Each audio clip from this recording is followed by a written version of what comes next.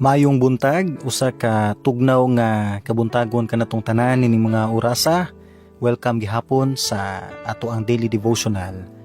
O kini gihapon si Pastor Jan ang inyong makauban. Proverbs chapter 3 verse 27. Do not withhold good from those to whom it is due when it is in your power to act. Ang Ginoo magapanalangin sa iyahang mga pulong. 6 things you need to say to someone before it's too late. Number 3. How can I help?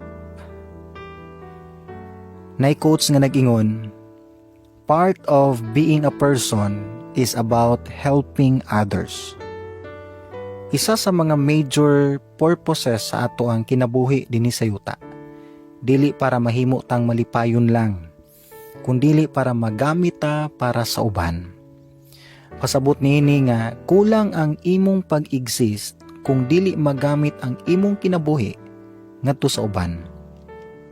Kanus kasukad naka-extend og tabang sa usa ka tawo. Unsa nga klase nga tabang ang imong gi-offer pod para niya? Atong hinumduman nga dili tanang tawo nagkinahanglan og kwarta o material nga butang. Daghan sa mga tawo nga nangita og atensyon sa ilahang kinabuhi. Daghan sa mga tawo pod nga nangita og mga kaistorya nga pwede nila kasyaran sa ilang problema o anda maminaw nila. Daghan pod sa mga tawo ang nangita og sakto nga advice sa ilahang mga wrong decisions.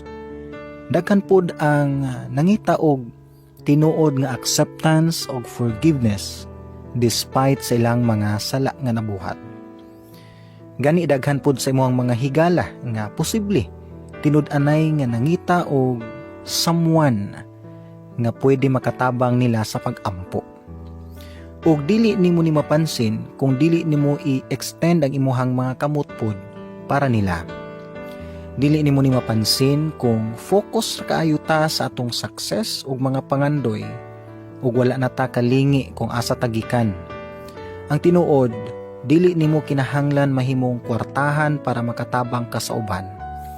Gani, naay mga butang nga naa nimo nga labaw pa sa kwarta. Sama sa imong time, sa imong atensyon, sa imong advice ug sa imong mga prayers. Ang kinahanglan lang natong buhaton mao ang pag-observe ug maayo sa mga tawo nga nasa tuang palibot. Ang tinuod, kasagaran mo pabilin nga mutatak sa atong hunahuna gikan sa usa ka tawo, mao ang mga butang nga natabang niya para nato. Mas dali pa sa tawo malimtan ang mga sala nga nabuhat sa uban kaysa mga butang nga natabang gikan sa uban. Pero ang pinakasakit pod nga mahinumduman sa tao nga to sa uban, mao ang realidad nga kahibalo sila nga naa kay mahimo para nila pero wala nimo buhata. Tamis kayo paminawon gikan sa usa ka tawo sa dihang naa ka sa down bitaw kayo nga situation, halos wala nakakahibaloon sa imong buhaton, pero kalit lang nay usa ka tawag nga imong na-receive sa imong cellphone. Unya, niingon dayon siya, unsay akong pwede matabang nimo. Kanus ka last time nakahimo ni ana sa usa ka tawo?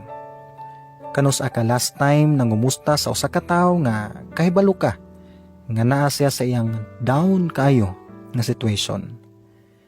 Gani, bisan ang usa ka pagpangumusta, dako na kayong tabang sa usa ka tawo nga naa sa iyang mga kasakit.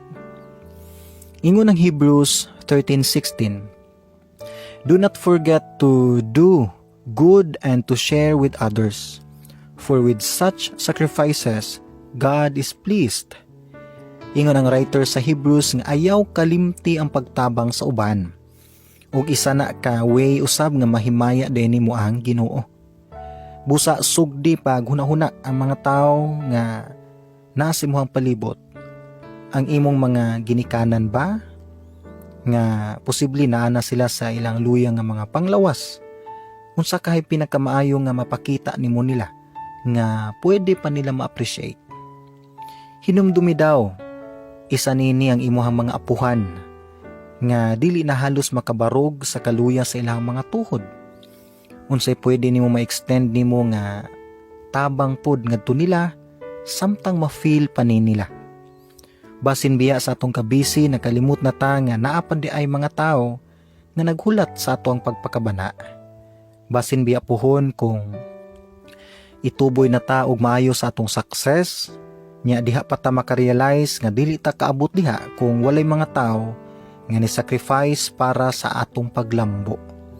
Sakit biya hunaw-naon nga naay mga tao nga diha na maka-realize o diha na magpakita og pagpakabana sa mga minahal ni nas kinabuhi sa dihang gamay na lang kaayo og kapanahunan.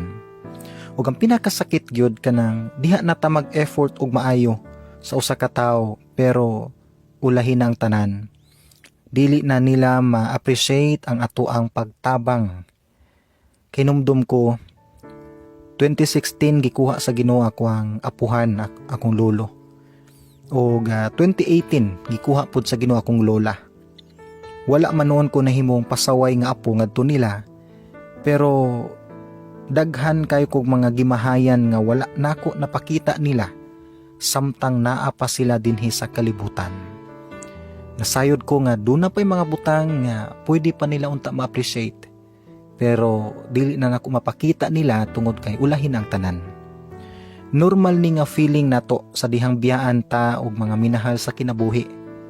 Ang tinuod, isa sa mga sakit nga ma-feel nato niya nga situation sa dihang kay baluta nga daghan pa ta og pwede nga mahatag og mapakita unta nila pero ulahin ang tanan.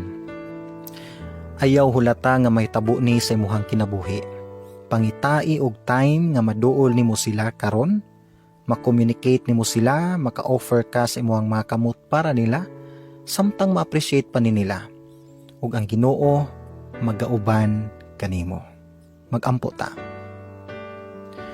Salamat Lord nini nga higayon nga na-remind me sa mga minahal namo sa kinabuhi nga kinahanglan lang namo lingion ug tagaan sa mga tensyon, tagaan sa mga butang Ginoo nga pwede matabang nila.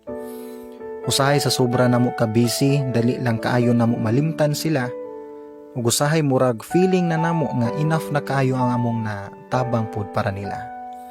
Pero Ginoo pasaylo ami tungod kay balumi nga dili dinhi siya mao.